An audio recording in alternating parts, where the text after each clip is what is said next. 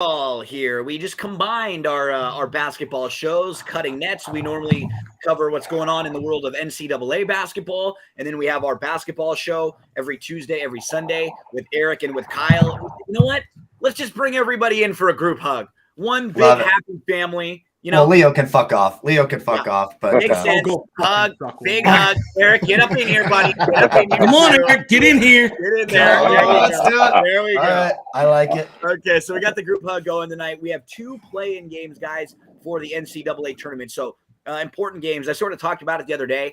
I think it's a little bullshitty that teams that actually win their conferences and get the automatic bid have to, as a 16 seed, end up playing in. That just sort of rubs me the wrong way. Not a fan of it. We're going to get that today with Texas A&M CC versus Texas Southern. This game has Texas Southern as a 3.5-point favorite. Total in this game, 136 right now. So the winner of this game will go on and face Kansas in the Midwest region. And Eric, we look at this game. These two teams pretty evenly matched when you look at a lot of the metrics. Neither of them really does anything that screams like jumps off the page at you. Texas A&M, they are very good at getting to the free throw line. They shoot a ton of free throws for their point distribution. You look at Texas Southern, they've got a pretty good bench. They're pretty good defensively and kind of creating some havoc down at the rim, blocking shots. We look at A&M, 23-11 overall, 20-10 against the spread. And then on the Texas Southern side, they're 18-12, 16-13-1 against the spread. What are your thoughts on this game, Eric? I locked in the first half under 64. Thought process is, like you said, this is the kids' chances to get in the first round, the 64. So I expect them to be a little tight. Looking at the analytics, per shot quality, Texas Southern is one of the best in the nation defending the three-pointer. Both teams struggle in the offensive set. Texas Southern really can't shoot free throws that well. They have a low percentage. They're also 13th nationally in defensive field goal efficiency. Corpus Christi, they turn the ball over a lot. Texas Southern forces a lot of turnovers. I think it's just going to be a sloppy game with a lot of nerves, a lot of low scoring, kind of like the Creighton Villanova game was on Saturday night. So I took that first half under of 64. First half under for you. Bia, what are you doing in this game? I don't know much about either one of these teams, and it's hard to find much about either of these teams. I did notice the Texas A&M Corpus Christi is 20-10 this year against the spread. That was good enough for me to take the 3.5 points. Since they're in a play-in game, it's kind of a coin flip, so give me the points. And I don't even know what their mascot is. Go the Corpus Christis. Cool. Leo, what are you doing in this game? I mean, I think Eric kind of nailed it. They're good at defending. I'm leaning toward Texas Southern. They're a much better offensive team. They're decent at defending as well. Realistically, you should probably stay away from this, but just because it's the first game of the tournament. You got to get a little action. Here. Huh? You got to get a little action on the first game, right? Yeah, it's just a small little tickle. It's one of those things. Honestly, I'd probably rather bet an NIT game than this tonight, but it's you got to dabble a smidge. So give me Texas Southern on the money line.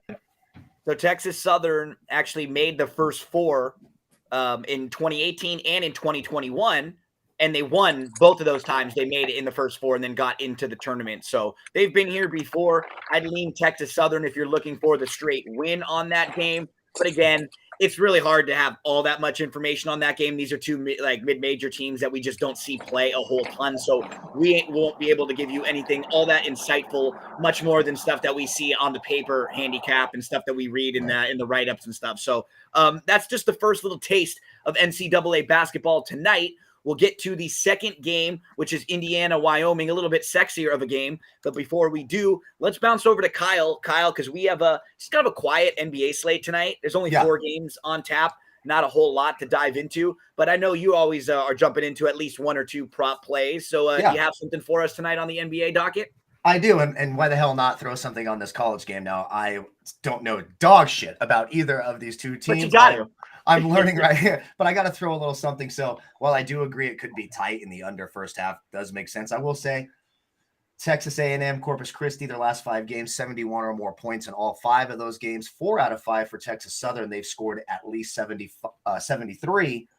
So maybe the over 135.5, 136 has some legs. I mean, I like betting unders on 3-pointers and strikeouts, but when I'm doing totals, I tend to like to root for the over. So if I'm watching this game, I'm going to hope for some points. Hope these Well, kids can especially get like it if done. Eric's handicap works out right, you go first half under, and then in the later Yeah. part of the game with the free throws and the fouling, these two teams trying to extend their season. It's projected to be a close game. Maybe you get an extra 6 free throws at the end of the game. Right. And under 136 just seems scary as fuck to root for, right? So I'm gonna take the over. Why the hell These not? guys are on national TV for probably one of the first times ever. So they start out a little tentative, but then they kind of relax and they kind of settle into what their teams normally do. I don't mind that play at all for Kyle. So Kyle stepping out with a little college play today also, and then lead us to a play in the NBA, Kyle. Okay, well, my first one, it's probably my favorite prop of the day, Kyle Lowry over 10.5 points.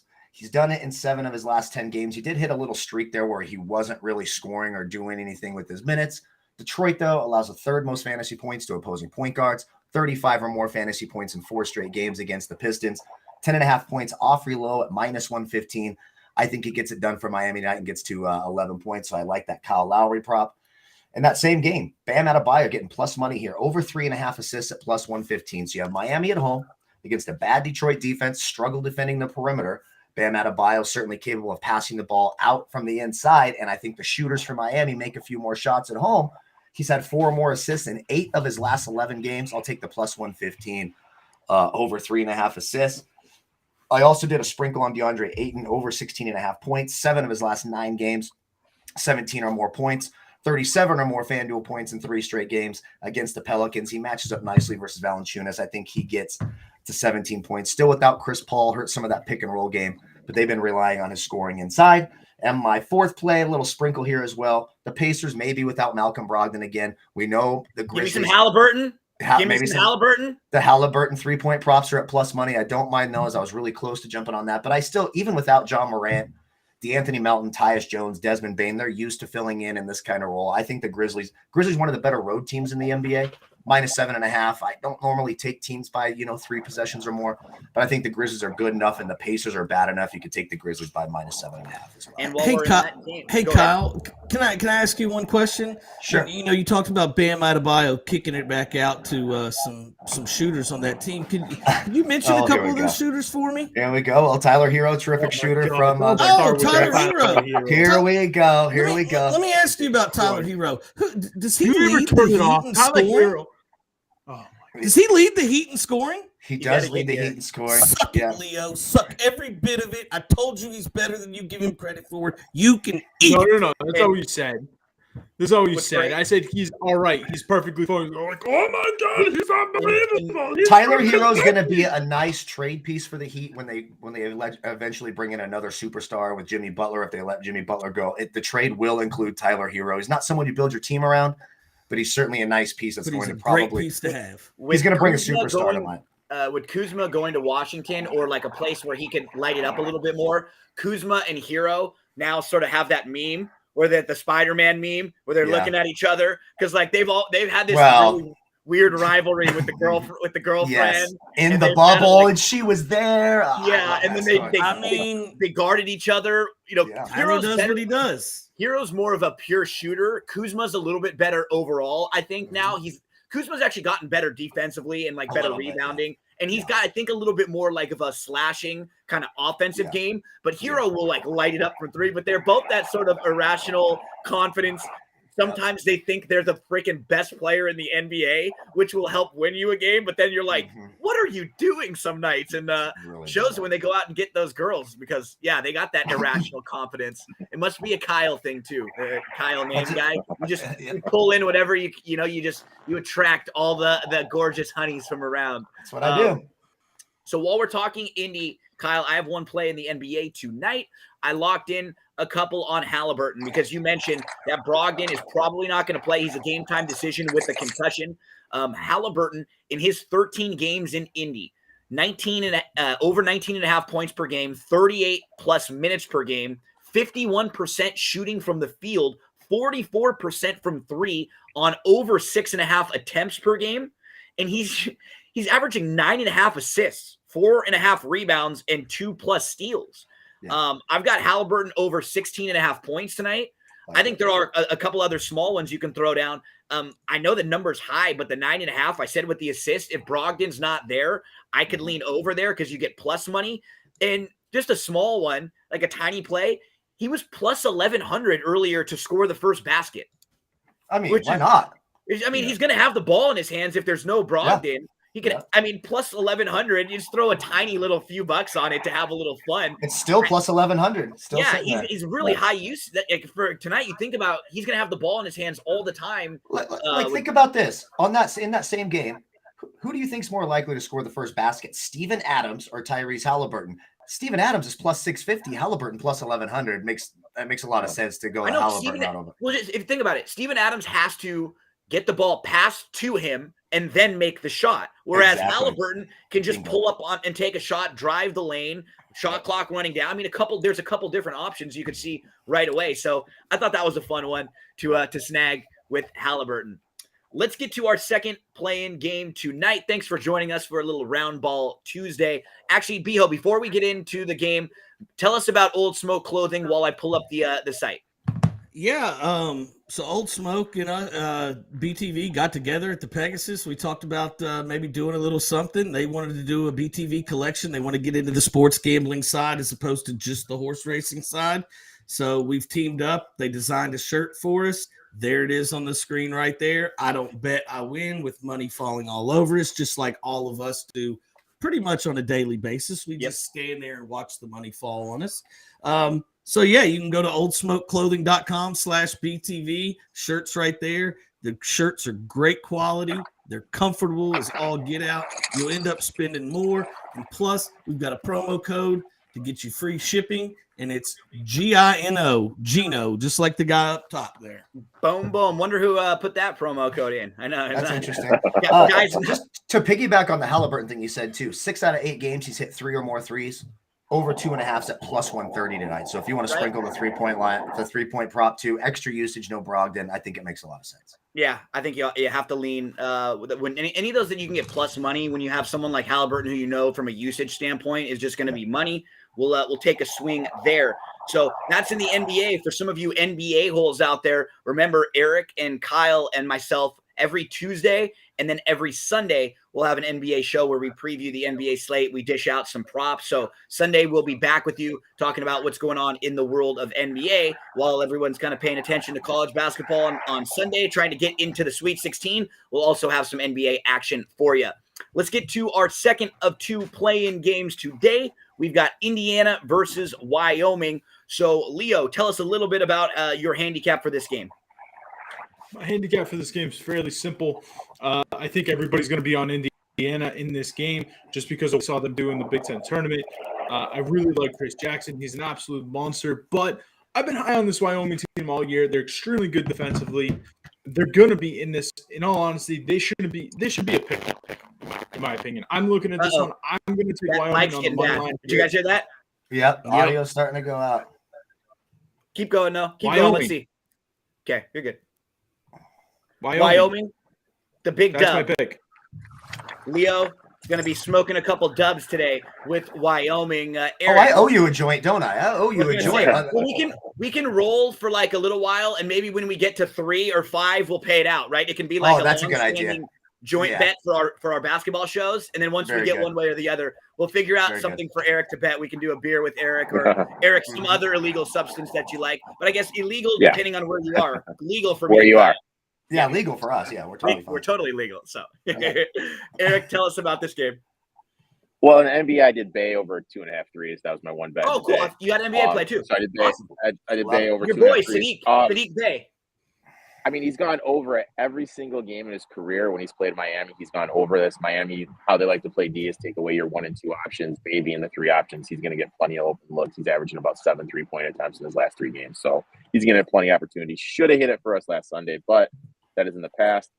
In terms of this game, really interesting matchup. Just got to give you a little prop. That's our guy, Eric, always. He's always coming with a little bit extra, right? He's on the NCAA show. He's always going to come with the basketball play, too, always working his ass off. So little applause for Eric, working, stepping out of work. You can see him there. He wants to be a part of what we've got going. He's got great info. Even if he can only dip in for a few minutes, he wants to do it. So always doing your part, buddy. Thank you for that. Go ahead. This Wyoming team's great. Best Wyoming team. Kyle's going to probably be the only one that knows this name since Piston 12th man great Fennis Diembo from the back in the late 80s, yes. early 90s. Wow. Look at that. He led Wyoming to the round of 16. Wow. They have a guard, Hunter Minaldo, who kind of plays like Gillespie from Villanova. He's a pest in the post. He's able to get to the rack. And what this team is able to do, they're 30th in the nation as offense, is they're able to draw a lot of fouls.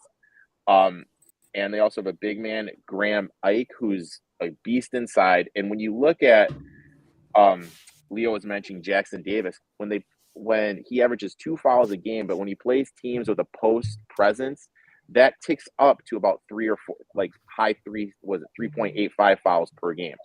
And when he's not on the floor, this offense for Indiana sputters a lot. So I really think Wyoming is going to be able to use Graham and get Jackson Davis in foul trouble, get that defense, get that offense not being as crisp with him not on the floor. And plus, like Leo said, I think this number is a little inflated. I think everyone's just remembering Indiana knocking off Michigan, knocking off Illinois, should it be Iowa. Also, one more thing, Wyoming led the Mountain West in free throws, so they're not going to leave points off the board. Indiana shoots less than 70%. So, I mean, they're going to leave a lot of points off the board. I really like Wyoming here. I locked them at 4, and I locked them in at plus 165. Yeah, it's really tough to know what this Indiana team is, right? I will give Mike Woodson a lot of credit. I think he did a pretty good job this year there because they had some issues throughout the year, right? I think they suspended a couple players because of curfew issues. I think were there players like smoking or something? I think they got busted for, but there were a few different things. And he weathered the storm. They lost 5 in a row, but they righted the ship. They made a nice run in the Big Ten tournament. Solid defense, number 21 defensive efficiency. You go over to Wyoming.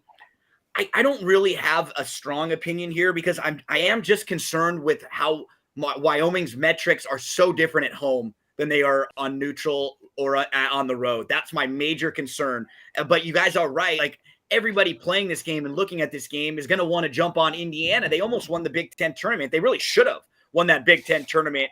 They played very well throughout. And if they do, we're obviously talking about Indiana in a situation where they're probably like an 8 or 9. If they win just that one game and they're like the automatic conference champ, they're probably up 3 or 4 lines, which is crazy. But I still can't really get one way or the other. Wyoming lost their last 3 road games, one of those 2 neutral games in the Mountain West Conference. We'll start to get an idea tonight how good the Mountain West Conference is in our first of two, our first play-in game that starts in just a couple hours. We have 2 tonight, 2 tomorrow. Beho, Indiana, Wyoming. I know you've been high on the big man from Indiana. Yeah, I mean, again, Jackson Davis, guys, he just really impressed me. He stood out in a tournament that not a lot of people stood out in outside of Iowa's players. Also, let's not just forget, Bloomington's only less than 3 hours from Dayton. I figure those fans are going to flood over to Dayton to watch this game. I mean, it's an easy trip, just straight. Well, that's both straight these teams east. are great home teams, right? That's what you think of both of them for. And Indy's much closer. Yeah, that's actually a straight line too, with just cows on the side. There's no curves, no turns. You just go straight, right? Jump on the cow and just press that udder, and you're there soon. That's right? like that's it. Actually, Kyle, it's What is funny it, I-74? It's funny you asked that, Kyle, because I actually looked it up before we did this, and I mean it's basically straight across I-70, 2 hours and 43 minutes from campus. So they'll go up to Indy, straight across 70 to Dayton, easy trip. It's like the LA to Sacramento trip. You don't make a single turn the entire trip. It's straight. You go cruise control. That used to be the great smoke-in drive. Yeah. You don't have to go anywhere. You just kind of sit in the one lane. You go in the fast lane. That way you only have to worry about the cops on one side and not on both sides when you're looking and you're standing, That's it. And also, I mean, I wouldn't recommend anybody visit Dayton. Not the greatest place in the world. But, if you're going to go watch a basketball game, I think Indiana's got the home crowd today. I think everybody's overthinking this Wyoming team. As Gino said, great at home, not great on the road. Indiana's just going to be too much for them today. I took Indiana and I laid the 4. So we did, just for the record, we may have to send out apology tweets and form letters to now Indiana and Ohio State throughout the day that we've just This is like when Tom Segura goes to each place and does a comedy stand-up, and then afterwards he gets let's talk about Wyoming. Why does Wyoming have 2 senators? There's like 14 fucking people in the whole state, and they get 2 senators. Wyoming, and why do they need 2 Dakotas? Why does there need to be a North and a South Dakota when there's 15 fucking people? Just, you know what? It's like when you do the remodel and you just knock the wall down in the middle, you buy the place next to you. Can somebody just buy up both Dakotas and knock the wall down and then just be Dakota? Yeah, you know what I mean? The Great Dakota Wall needs to come down. I absolutely agree. It's ridiculous they have 4 senators with like 15 people and 8,000 that communist North Dakota's got to go. We need to handle it. Sick of their bullshit. Well, we've all been up since 6 Eastern, 3 Pacific, doing a lot of our bracket breakdown. Kyle was very nice to slide in a little bit early and be flexible with us. Kyle, I've heard you're pretty flexible from some of those ladies too. Yeah, I've heard not lately. Don't encourage this. I have to take a break. I'm injured. I am absolutely injured. I've heard. I've overdone it. Leo, my man, fantastic work as always all day long, buddy. Good luck to you tonight. Beho, buddy, thanks so much, man. It was a blast talking basketball with you all day long. Eric, thank you so much for checking in. And Kyle, let's crush some NBA tonight. Everybody, thank you so much for hanging out on BTV Bets. We will be back tomorrow. We'll do the same thing leading into the play-in games. Just a little quick look at the 2 play-in games. And then starting Thursday morning, we'll be there Thursday, 10 a.m. Eastern time, Friday, 10 a.m. Eastern time, Saturday, 10 a.m. Eastern time, Sunday, 10 a.m. Eastern time, bringing you analysis, coverage, previews of every NCAA basketball game as we get set tonight, hours away from the first in the field of 68 tipping off. Turn those notifications on for BTV